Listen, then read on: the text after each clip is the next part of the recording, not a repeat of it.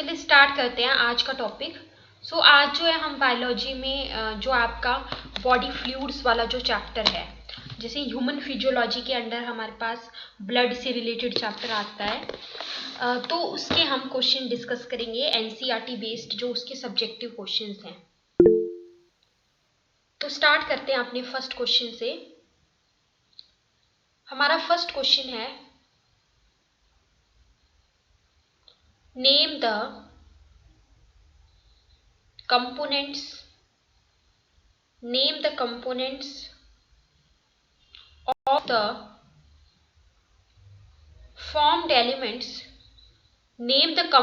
of the formed elements in the blood। ठीक है, formed elements जो है हमारे ब्लड में कौन कौन से हैं, ये क्वेश्चन पूछा गया है और बोला गया है and mention one major function of each of them, और हर एक जो फॉर्म्ड एलिमेंट है उसका आपको एक एक फंक्शन बताना है। एंड वन मेजर फंक्शन आपको बताना है किसका, ऑफ ईच ऑफ देम, हर एक का आपको एक मेजर फंक्शन भी बताना है।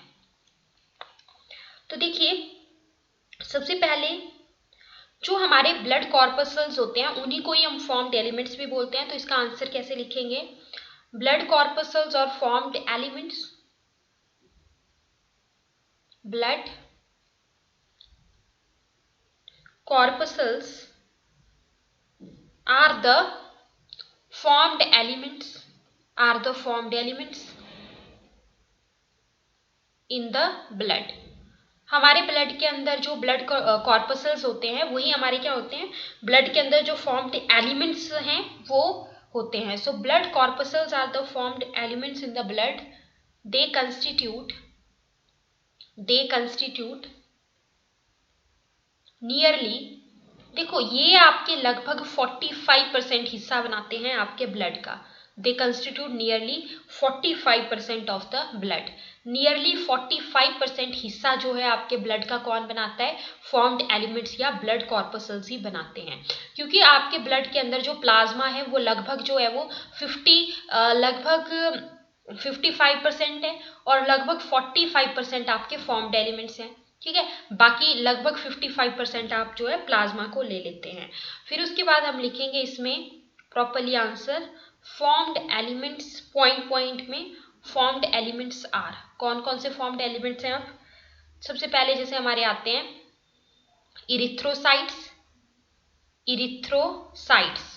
इरिथ्रोसाइट्स हमारे क्या हुए, आरबीसीज या फिर रेड ब्लड सेल्स। आरबीसी जिनको आप क्या बोलते हो, रेड ब्लड सेल्स बोलते हो।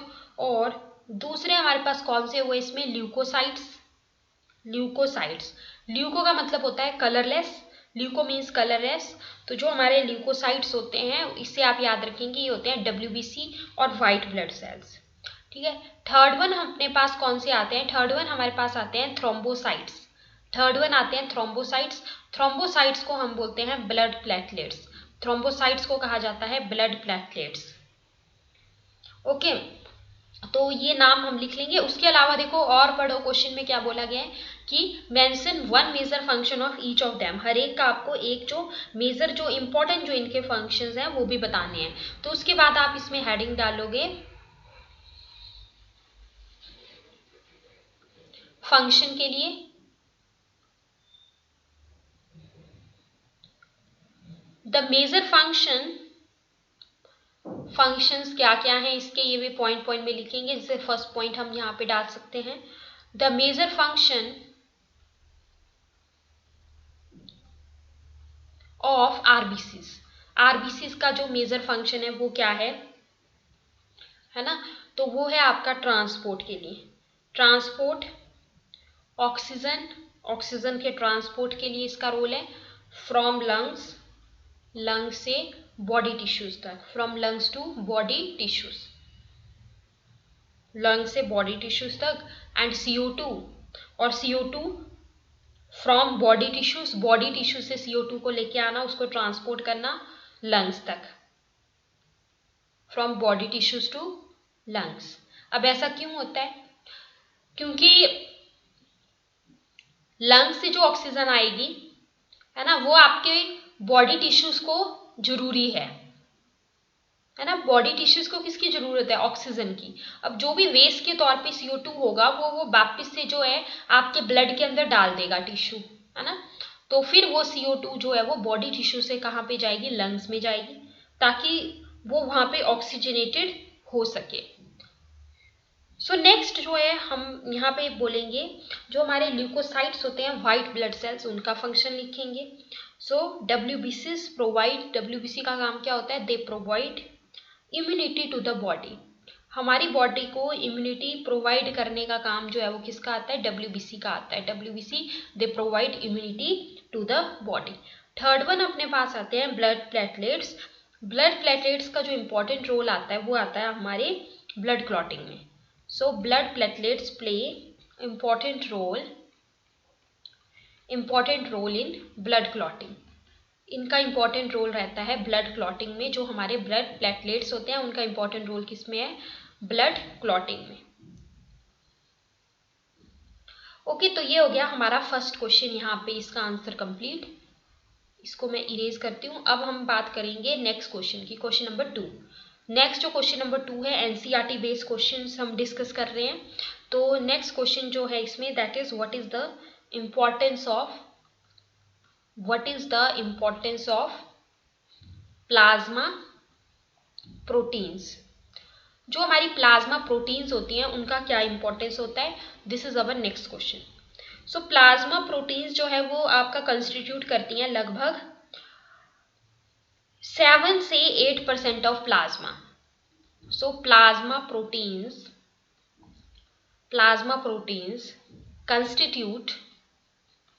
constitute about 7 to 8% of plasma. क्योंकि जो हमारा प्लाज्मा होता है ना, प्लाज्मा के अंदर अगर हम देखें, मतलब अगर हम प्लाज्मा की कंपोजिशन लें, तो प्लाज्मा के अंदर जो है लगभग 90 से 92% तो सिर्फ वाटर ही होता है, ठीक है। लगभग 7 से 8% आपके प्लाज्मा के अंदर प्रोटीन्स होती हैं। तो जब भी आपको बायोलॉजी में सब्जेक्टिव क्वेश्चन आंसर करने हैं तो ऑलवेज पॉइंट में और चार्ट्स की फॉर्म में। जैसे यहाँ पे आप लिखोगे कि plasma proteins constitute about 7 to 8% of your plasma. So next point, these mainly include. अब इसमें कौन कौन सी आती हैं हमारे पास, मतलब कौन कौन सी प्लाज्मा प्रोटीन्स आती हैं? So these mainly include, next point आ जाएगा नंबर 1, इसमें आ जाएगा अपना एल्बुमिन। जैसे एल्बुमिन अपनी प्रोटीन है इसमें। सेकंड हमारा जो है आ जाएगा ग्लोबुलिन प्रोटीन है। नेक्स्ट जो है हमारा आ जाएगा प्रोथ्रोम्बिन, जैसे इसके अंदर प्रोथ्रोम्बिन नाम की प्रोटीन भी पाई जाती है। फोर्थ वन अपने पास आ जाएगा, इसके अंदर फाइब्रिनोजन नाम की प्रोटीन भी पाई जाती है। तो अपना जो प्लाज्मा प्रोटीन्स हैं वो कौन कौन सी हो गई? वो हो गई हमारी एल्बुमिन, वो हो गई ग्लोबुलिन, वो हो गई prothrombin, then your fibrinogen, then our fibrinogen. Okay, so अब 1 by 1 हम इनका जो फंक्शन है वो भी हम यहाँ पे लिख सकते हैं, थोड़ा सा इनके बारे में और बता सकते हैं। तो नेक्स्ट पॉइंट में हम यहाँ पे लिख सकते हैं कि जो हमारा प्रोथ्रोम्बिन होता है, प्रोथ्रोम्बिन जो अपना होता है, और जो फाइब्रिनोजन होता है, प्रोथ्रोम्बिन एंड फाइब्रिनोजन, इन दोनों की जरूरत है ब्लड क्लॉटिंग के लिए। They are needed for blood clotting. इन दोनों की जरूरत किसके लिए होती है? इन दोनों की जरूरत होती है आपके ब्लड क्लॉटिंग के लिए। तो ये आप जो है यहाँ पे अंडरलाइन भी कर सकते हो इस चीज को, किस चीज के लिए रोल है इन दोनों का? ब्लड क्लॉटिंग के लिए रोल है। अच्छा, जो अपने पास एल्बुमिन्स होते हैं और ग्लोबुलिन्स होते हैं, ठीक है, इनका जो रोल होता है वो आपका होता है किस चीज के लिए? ऑस्मोटिक बैलेंस के लिए, ठीक है, ऑस्मोटिक बैलेंस के लिए। तो नेक्स्ट पॉइंट हम यहाँ पे लिख सकते हैं,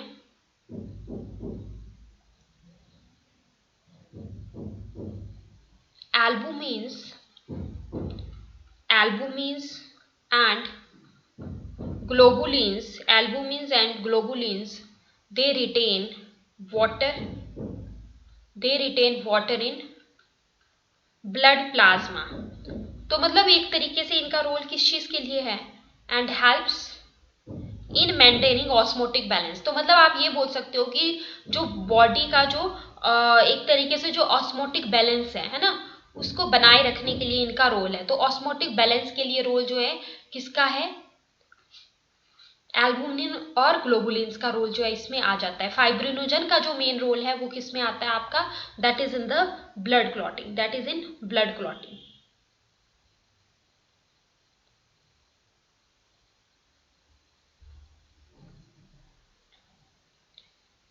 आई होप यहां तक क्लियर हुआ होगा। नेक्स्ट जो हमारा क्वेश्चन है, let's move to our next question.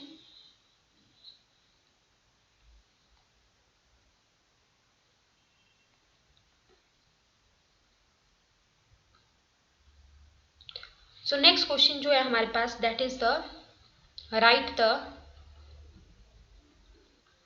Differences between, write the differences between, difference बताने को बोला गया है किसके बीच में, between open and closed system of circulation. Open and closed system of circulation के बीच में आपको डिफरेंस बताना है।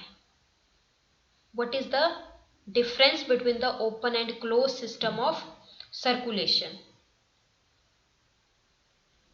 सो सबसे पहला ओपन सर्कुलेटरी सिस्टम, देन हम लिखेंगे क्लोज्ड सर्कुलेटरी सिस्टम। तो ओपन सर्कुलेटरी सिस्टम के केस में क्या होता है, इसमें अपना फर्स्ट पॉइंट आ जाएगा, यहाँ पे जो ब्लड है वो फ्लो करता है, blood flows through open tissue spaces. जो ब्लड है वो किसके थ्रू फ्लो करता है, वो आपका फ्लो करता है ओपन जो टिश्यू स्पेसेस हैं उनके through.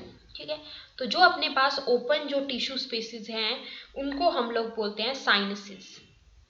So open circulatory system के केस में क्या होता है कि जो आपका ब्लड है वो फ्लो करता है through the open tissue spaces, और उन ओपन टिश्यू स्पेसेस को हम लोग क्या बोलते हैं, साइनसेस बोलते हैं। नेक्स्ट हम बात करते हैं क्लोज सर्कुलेटरी सिस्टम की। इसमें क्या होता है कि जो ब्लड है, blood flows in the closed tubes. जो आपकी क्लोज ट्यूब्स हैं उनमें जो ब्लड है वो फ्लो करता है, जिनको हम क्या बोलते हैं, वो क्या होते हैं, ब्लड वेजल्स होते हैं। तो मतलब ब्लड वेजल्स के थ्रू फ्लो करता है यहाँ पे, है ना, ब्लड वेजल्स के थ्रू जो है वो फ्लो करता है ब्लड। मतलब यहाँ पर तो ओपन वाले को हमने ओपन क्यों बोला, क्योंकि ब्लड जो है वो आपका फ्लो कर रहा है थ्रू ओपन टिश्यू स्पेसेस जिनको हम साइनसेस बोलते हैं। लेकिन क्लोज सर्कुलेटरी सिस्टम के केस में ऐसा नहीं होता है, blood flows in the close tubes, जो कि आपके क्या है, ब्लड वेजल्स हैं विद डेफिनेट वॉल्स।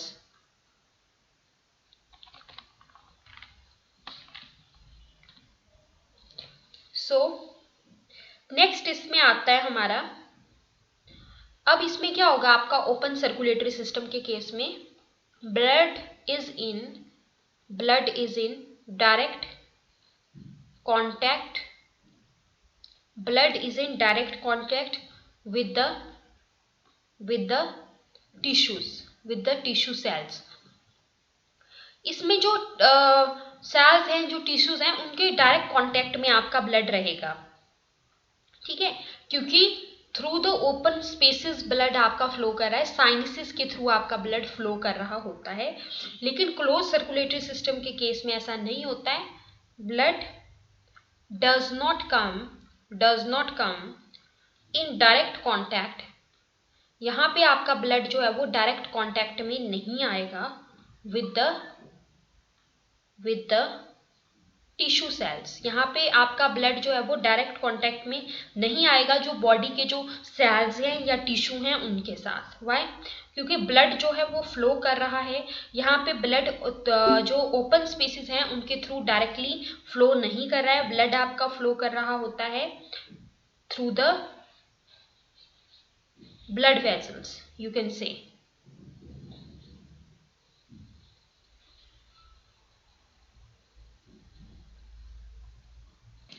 नेक्स्ट जो हमारा पॉइंट आता है ओपन और क्लोज सर्कुलेटरी सिस्टम के बीच में डिफरेंस का, वो आ जाता है। तो यहाँ पे हम लिख सकते हैं ओपन सर्कुलेटरी सिस्टम, यहाँ पे हम लिखेंगे क्लोज्ड सर्कुलेटरी सिस्टम। ठीक है, तो ओपन में जो है नेक्स्ट पॉइंट क्या आ जाएगा, दैट इज ओपन के केस में, जो ओपन सर्कुलेटरी सिस्टम होता है, इसके केस में जो ब्लड फ्लो होता है वो बहुत स्लो होता है, blood flow is very slow, right. लेकिन क्लोज सर्कुलेटरी सिस्टम के केस में क्या होता है कि जो आपका ब्लड फ्लो होता है वो काफ़ी ज़्यादा रैपिड होता है, blood flow is quite rapid in this case, in case of your close circulatory system blood काफ़ी तेज, काफ़ी रैपिडली आपका फ्लो करेगा। अब क्या होता है, नेक्स्ट पॉइंट इसमें आ जाता है हमारा कि ये जो ओपन सर्कुलेटरी सिस्टम है ये किसके केस में पाया जाता है। तो ओपन सर्कुलेटरी सिस्टम, इसमें हम पॉइंट लिख सकते हैं, इट अकर्स इन आर्थ्रोपोड्स। एक तो आपके आर्थ्रोपोड्स के केस में, ठीक है, जो फाइलम आर्थ्रोपोडा के जो मेंबर्स हैं उनके केस में, और ज़्यादातर जो मोलस्क हैं उनके केस में, ठीक है, जो फाइलम मोलस्का है उसके जो मेंबर्स हैं उनके केस में। तो ओपन सर्कुलेटरी सिस्टम आपका देखने को मिलता है एक तो आर्थ्रोपोड्स के केस में और दूसरा ज़्यादातर मोलस्क के केस में। जबकि क्लोज सर्कुलेटरी सिस्टम आपका देखने को मिलता है it occurs in annelids and vertebrates. जो आपके एनालिड्स हैं और जो आपके वर्टिब्रेट्स हैं उनके केस में आपका देखने को मिलता है क्लोज सर्कुलेटरी सिस्टम। तो फाइलम जो एनालिडा है और जो वर्टिब्रेट्स जो हमारे होते हैं उनके केस में कौन सा circulatory system, close circulatory system देखने को मिलता है।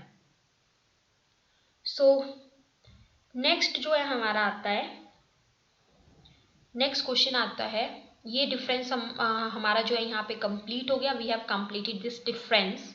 सो नेक्स्ट जो है हमारा आता है, what is the difference between systole and diastole. Next question आपसे पूछा गया है कि सिस्टोल और डायस्टोल के बीच में क्या डिफरेंस होता है, what is the difference between systole and diastole. तो सिस्टोल अपने पास क्या होता है, systole is contraction of heart chambers in order to pump out blood. Systole हमारा क्या होता है, सिस्टोल इज कॉन्ट्रैक्शन, जब जो आपके हार्ट चैम्बर्स हैं वो क्या करेंगे, वो कॉन्ट्रैक्ट करेंगे। So it is the contraction of heart chambers, heart chambers का जो कॉन्ट्रैक्शन होता है इन किस चीज के लिए, in order to pump out blood, in order to pump out blood. जबकि डायस्टोल हमारे पास क्या होता है, डायस्टोल इज रिलैक्सेशन, ये अपने पास क्या हो गया, रिलैक्सेशन हो गया, किसका, इट इज रिलैक्सेशन। अब इसमें आपके जो हार्ट चैम्बर्स हैं वो कॉन्टैक्ट कर रहे होते हैं, जबकि डायस्टोल के केस में वो क्या करेंगे, रिलैक्स करेंगे। So diastole is relaxation of heart chambers, ये अपने पास क्या हो गया, हार्ट चैम्बर्स का रिलैक्सेशन हो गया to receive blood, to receive blood, है ना। अब ऐसे समझो कि जो हार्ट के जो चैम्बर्स हैं वो रिलैक्स कर रहे हैं, जो वो रिलैक्स करेंगे तो उस टाइम वो क्या करेंगे, वो ब्लड को जो है वो रिसीव कर रहे होंगे। ओके, अब क्या होता है, जब भी आपके पास कॉन्ट्रैक्शन होती है चैम्बर्स की, या फिर जब भी सिस्टोल होता है, तो क्या होता है, that decreases its volume, that decreases its volume and forces the blood out of it. So the contraction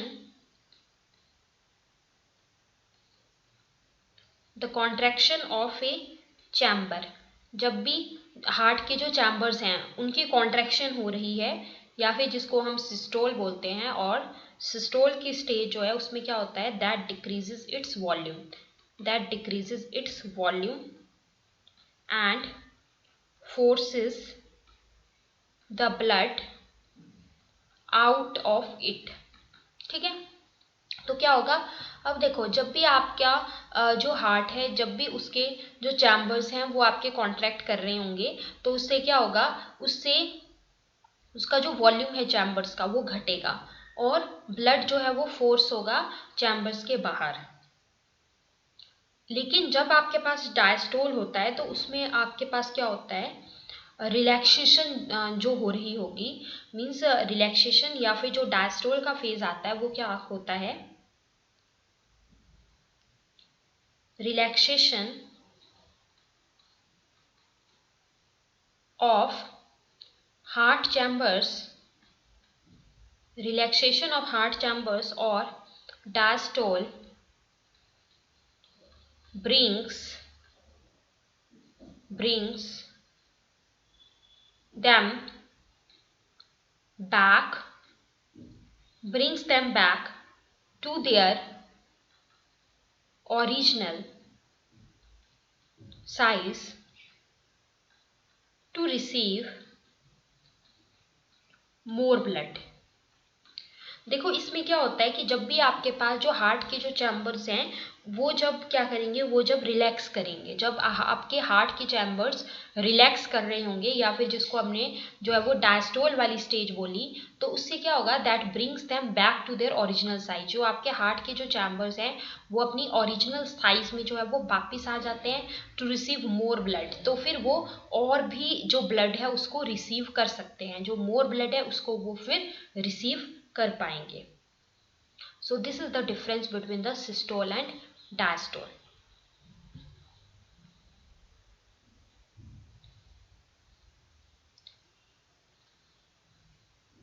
moving to our next question. Next question है हमारा, why do we call our heart myogenic. जो हमारा heart होता है हम उसको myogenic क्यों बोलते हैं, इसके पीछे का रीजन क्या है। Why we call our heart as the myogenic. ऐसा इसीलिए होता है क्योंकि जो आपकी हार्ट बीट होती है वो हार्ट में इटसेल्फ इनिशिएट होती है। So answer is the heart of the heart of vertebrates including humans is myogenic. It means, मायो का मतलब क्या होता है, myo means muscle, myo means muscles, so it means heartbeat is initiated. Heartbeat is initiated. जो heartbeat जो initiate होती है, जो स्टार्ट होती है, वो हार्ट में इटसेल्फ इनिशिएट होती है। इनिशिएटेड इन हार्ट इटसेल्फ अपने से इनिशिएट हो जाएगी। ठीक है, किसके द्वारा, by a patch of modified heart muscle. ठीक है, मॉडिफाइड हार्ट मसल का जो पैच है जिसको हम क्या बोलते हैं, जिसको हम एसए नोड बोलते हैं, या फिर इसको मैं बोल सकती हूँ साइनो एट्रियल नोड, या फिर इसको मैं क्या बोल सकती हूँ, साइनो एट्रियल नोड। ठीक है, और पेस मेकर। ठीक है, इसको हम पेस मेकर भी बोलते हैं। क्वेश्चन आता है कि इसको जो एसए नोड है इसको पेस मेकर ऑफ हार्ट क्यों कहा जाता है, तो यही इसके पीछे का कारण है कि यहीं से क्या होता है कि जो आपकी हार्ट बीट है वो इनिशिएट होती है, दैट मीन्स वो स्टार्ट होती है। ठीक है, so it means heart beat is initiated in heart itself by a patch of modified muscle which is called as the sinoatrial node or its SA node और pacemaker। ठीक है, तो ये जो SA नोड होती है या फिर ये जो पेसमेकर ऑफ हार्ट है ये कहाँ पर लाई करता है, विच लाइज इन द, ये जो आपके पास पेसमेकर है ये लाई करता है in the wall of the right atrium. Right atrium की जो वॉल है वहां पर ये लाई करता है, नियर द, किसके पास, near the opening of the superior vena cava, near the opening of the superior vena cava की ओपनिंग के पास। तो क्या बोला, the heart of the vertebrates including humans is myogenic. इसका मतलब क्या हुआ, it means that heart beat is initiated in the heart itself. और कौन कराता है इसको, by patch of modified heart muscle which is called as the SA node. और इसको जो है वो पेसमेकर भी कहा जाता है। और ये जो पेसमेकर ऑफ हार्ट है यानी कि एसए नोड है, ये कहाँ पर लाई करती है, ये क्वेश्चन भी इंपॉर्टेंट है। तो ये जो आपके राइट एट्रियम की जो वॉल है, ठीक है, वहां पर ये ऐसे नोड लाई करती है नियर द ओपनिंग ऑफ, किसकी ओपनिंग के पास, near the opening of superior vena cava. जो हमारे यहाँ सुपीरियर वेना कावा है उसकी ओपनिंग के पास। ठीक है, अब इसी से ही रिलेटेड एक और क्वेश्चन हम लेते हैं।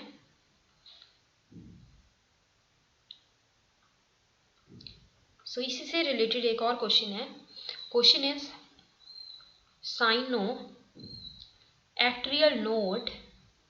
Sinoatrial node is called the pacemaker of our heart. Pacemaker of our heart. Why? Sinoatrial node या एससी नोड जो है इसको हम पेसमेकर क्यों बोलते हैं, इसके पीछे का कारण क्या है? So answer is sinoatrial node, ठीक है, जिसको हम क्या बोलते हैं, एससीएन बोलते हैं, इज ए मास ऑफ, ये आपके पास क्या होता है, ये एससी नोड क्या होती है, it is a mass of neuromuscular tissue. ये आपके पास न्यूरोमस्कुलर टिश्यू का एक मास है जो कि आपके पास लाई करता है, which lies in the wall of right atrium, जो कि राइट एट्रियम की वॉल में लाई करेगा. सो एससीएन या फिर जो हमारे पास साइनो एट्रियल नोड हो गया, वो क्या हो गया, वो हो गया न्यूरोमस्कुलर जो टिश्यू है उसका एक तरीके का मास आप समझ सकते हो, जो कि आपको अभी अभी मैंने बताया कहाँ पर लाई करता है, in the wall of right atrium, which lies in the wall of right atrium. और ये रिस्पॉन्सिबल है, it is responsible for initiating. ये रिस्पॉन्सिबल है एक तो इनिशिएट करने के लिए यानी कि स्टार्ट करने के लिए और मेंटेन करने के लिए. It is responsible for initiating and maintaining the rhythmic contractile activity of the heart. जो आपके पास जो हार्ट है उसका जो एक प्रॉपर रिदम में जो कॉन्ट्रैक्ट करने की जो उसका पूरा का पूरा जो एक्टिविटी है ना, मतलब आपका हार्ट क्या है, एक रिदम में जो है वो कॉन्ट्रैक्ट करता है, तो उसको मेंटेन करके रखना. So it is responsible for, एक तो इनिशिएट करने का काम इसका है जो कि अभी अभी हमने बात की. So it is responsible for initiating और साथ में मेंटेन करना and maintaining the rhythmic contractile activity of the heart. Therefore it is called pacemaker, इसीलिए इसको पेसमेकर कहा जाता है. Therefore it is called the pacemaker.